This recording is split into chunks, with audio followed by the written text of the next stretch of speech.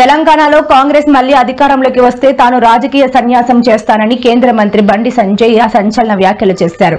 రాష్ట్రంలో 8 మంది బీజేపీ ఏపీలు దొంగ ఓట్లతో గెలిచారంటూ టీపీసీసీ చీఫ్ మహేష్ కుమార్ గౌడ్ చేసిన వ్యాఖ్యలను ఆయన స్ట్రాంగ్ కౌంటర్ ఇచ్చారు. 6 గ్యారంటీలపై ప్రజలు కాంగ్రెస్ నేతలను జనం రాళ్లతో కొట్టే పరిస్థితి ఉందని కామెంట్ చేశారు. తప్పుడు హామీలతో అధికారంలోకి జనాన్ని మోసం చేసింది కాంగ్రెస్ పార్టీనే అని ఫైర్ అయ్యారు. మహిళలకు 2500 రూపాయలు ఇస్తామని చెప్పి మోహం చాటేశారని ఆరోపించారు.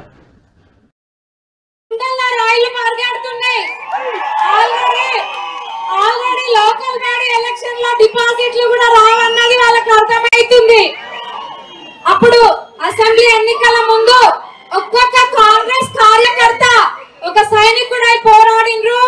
మీరందరూ కొట్లాడిండ్రు కాబట్టి ఈ రోజు మేము గెలిచిన ఎమ్మెల్యేల లెక్క.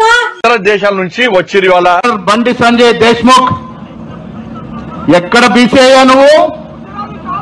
ఇలా ఒక్క మాటన మాట్లాడుతున్నావు బీసీల గురించి? రేవంత్ రెడ్డి మొనగాడు 42% రిజర్వేషన్ ఇచ్చింది. ఎప్పుడొచ్చారు రోహింగ్యాలు ఎప్పుడొచ్చారు దేశంలోకి?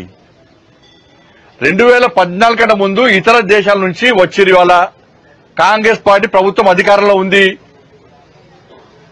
ఫ్లైట్ల రాలో బార్డర్ దాటి వచ్చిరు. ఫెన్సింగ్ ఇప్పుడు కట్టిస్తున్నారు. నరేంద్ర మోడీ ప్రభుత్వం ఫెన్సింగ్ కట్టిస్తున్నది. ఇప్పుడు సరిహద్దు రాష్ట్రాల్లో భద్రత పెంచినాము, ఫెన్సింగ్ స్టార్ట్ చేసినాము. కాంగ్రెస్ పార్టీ హయాంలో ఇతర దేశాల నుంచి రోహింగ్యాలకి వచ్చిర్రు.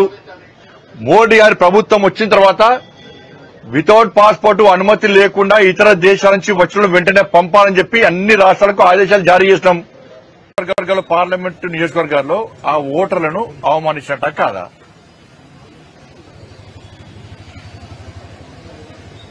ఒక్కొక్క ఇంట్లో 10 ఓట్లు. నేనేమంటానంటే సరే రేవంత్ రెడ్డి గారు స్పందించాలి.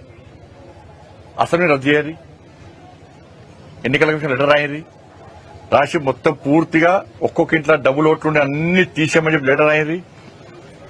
దాని తర్వాత మళ్ళీ ఎలక్షన్స్ పెట్టుది. మళ్ళా కాంగ్రెస్ పార్టీ అధికారంలోకి వస్తే రాజకీయ సంఘాలు తీసుకుంటారు. జనము రాళ్లతో కొడుతున్నారు.